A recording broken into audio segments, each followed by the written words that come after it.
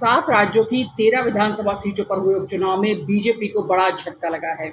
BJP के नेतृत्व वाले एनडीए को इस उपचुनाव में सिर्फ 2 सीटों पर जीत हासिल हुई है। बीजेपी ने जिन 2 सीटों पर जीत हासिल की है वो है हिमाचल प्रदेश की हमीरपुर और मध्य प्रदेश की अमरवाड़ा। इन दोनों सीटों पर बीजेपी की जीत का अंतर 2000 वोटों से भी कम है। अभी सोचने वाली बात है। तो कहां-कहां इंडिया गठबंधन का जलवा रहा है, ये बताते हैं आपको। लोकसभा चुनाव के लिए बनाए गए इंडिया गठबंधन में शामिल पार्टियों ने जिन सीटों पर जीत हासिल की है उसमें पश्चिम बंगाल की रायगंज, बगदा, राणाघाट, दक्षिण और मनीकतला शामिल हैं। इन चारों सीटों पर टीएमसी ने जीत हासिल की है। तो अब आप समझ सकते हैं कि जिस तरीके से बहस हो रही थी लोकसभा के अंदर, जिस तरीके से सत्ता पक्ष ये कह रहा था बार-बार विपक्ष को, खासकर कांग्रेस को, कि ये हारी हुई बाजी है, जिसको जीत समझकर राहुल गांधी और कांग्रेस पार्टी गदगद है। तो यहाँ पर कुछ उल्टा ही नज़ारा देखने को मिल रहा है। उपचुनाव में जो रिजल्ट आया है वो ये बताता है कि बालक बुद्धि का रिजल्ट कितना सही और सटीक है। वो बयान भी आपको सुनवाएंगे जिसमें मोदी ने कहा था कि बालक बुद्धि है, राहुल गांधी की तरफ इशारा था।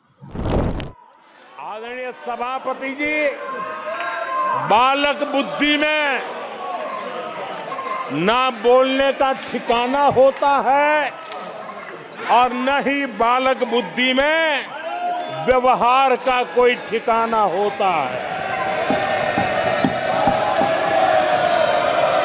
और जब ये बालक बुद्धि पूरी तरह सवार हो जाती है तो सदन में भी किसी के गले पड़ जाते हैं।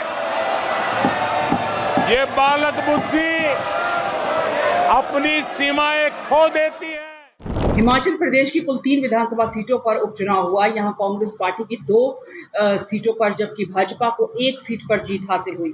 हिमाचल प्रदेश में कांग्रेस पार्टी देरा और नालागढ़ विधानसभा सीटें जीतने में सफल रही।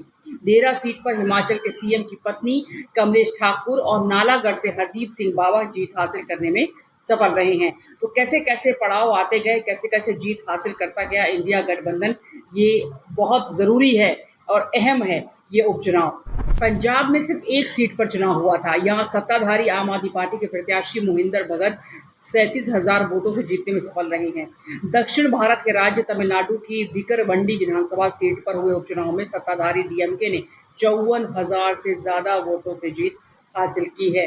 अभी उत्तराखंड भी बाकी है, उसका भी जरा हाल आपको बताते हैं। उत्तराखंड की दोनों विधानसभा सीटों मंगलौर और बद्रीनाथ में बीजेपी उपचुनाव हार गई।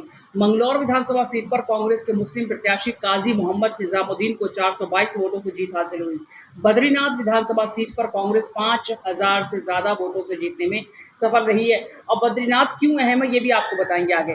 बिहार में जेडीयू और राजद दोनों को झटका, बिहार में जेडीयू और राजद दोनों को ही बड़ा झटका लगा है। बिहार की रुपौली विधानसभा सीट पर हुए उपचुनाव में निर्दलीय प्रत्याशी शंकर सिंह करीब 8,000 वोटों से जीतने में सफल रहे हैं।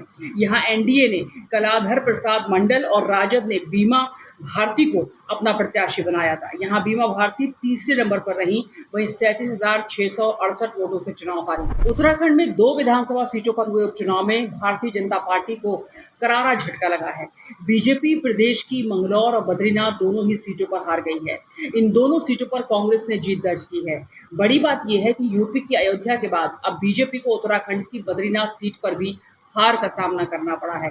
इसीलिए हमने आपसे कहा था कि बद्रीनाथ सीट क्यों ज़्यादा अहम है। तो बद्रीनाथ में भी बीजेपी को हार का सामना करना पड़ा है और ये हो सकता है कि बीजेपी को समीक्षा करनी पड़े अपनी हार की। साथ ही लोकसभा में जो वोट प्रतिशत कम हुआ उसकी लगातार समीक्षा हो ही रही है। लेकिन उसके अलावा अब जो उपचुनाव हुए उसमें भी करारी हार का सामना करना पड़ रहा है बीजेपी को। तो बीजेपी को ये सोचना पड़ेगा, शायद ये बहुत ही ज़रूरी अब बीजेपी के लिए हो गया है और ये जिम्मेदारी कौन लेगा इस हार की, ये बड़ी बात होगी आने वाले दिनों में।